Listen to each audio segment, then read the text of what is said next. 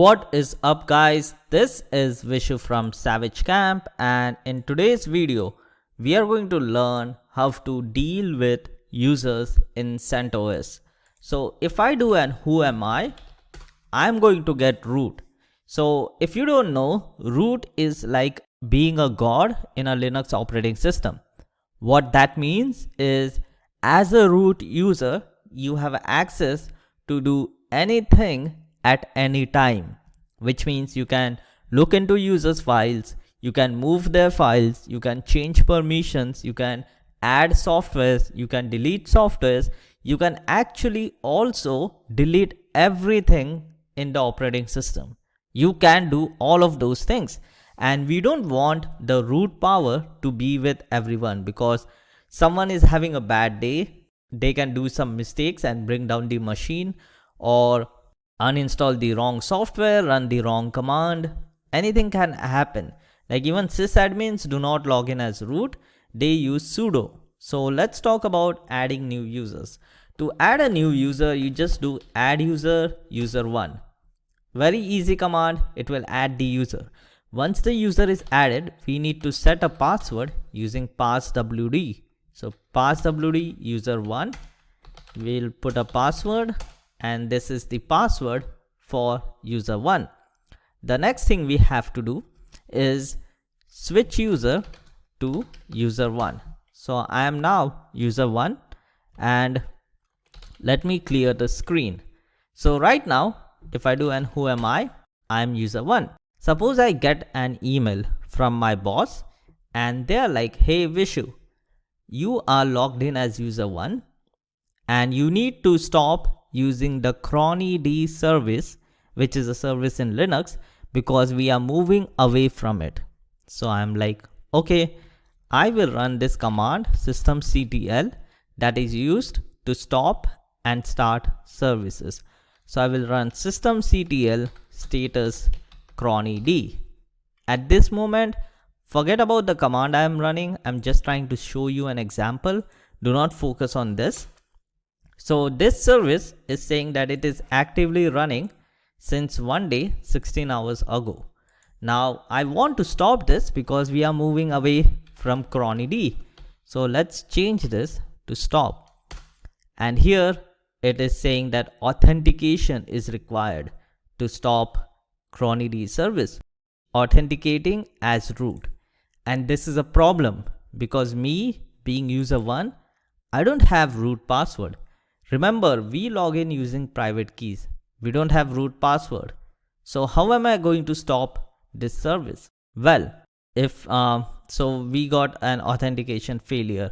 So what happens now is there will be times where you as an user have to run certain commands that are privileged with root, but you are not root and you don't have access to root.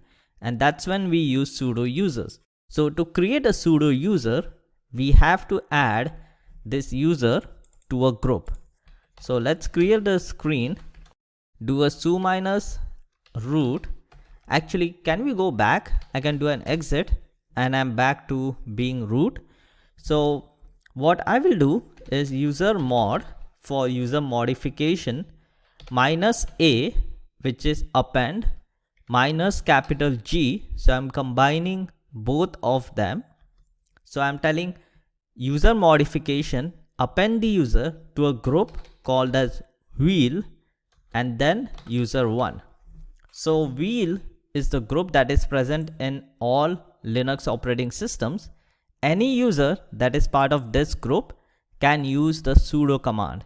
And when you run commands as sudo, the operating system thinks you are actually root even though you are not. So it allows you to start and stop services. So user mod minus ag, we put the group wheel and we put the username vishu1. So if I do an identity for ID of user1, you will see user1 is now part of a group that is called wheel. So if it is part of wheel group, it should be able to use sudo. So let's switch back to user1. And now let's try to run the same command. Let's see the status. You can see it is running. Clear the screen. Let's do a stop. And it is asking for password. Now let's add sudo and see what happens. So now we get another prompt that we have to respect the privacy of others. Think before you type, and with great power comes great responsibility. Shout out to Peter Parker. So we have password for user 1.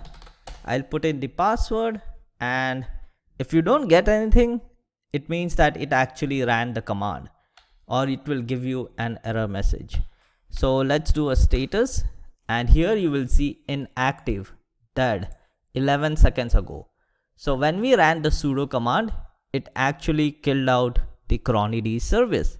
Now your boss is like, oh, I misspelled cronid. We are not going to stop using cronid. We are going to resume it.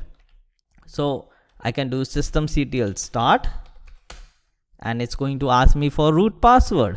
So to avoid that, add the sudo before the command and it will run properly. Let's do a status again, and it is active and running again from 3 seconds ago. That is how you add a new user, put it in a sudoers group and use sudo to run commands.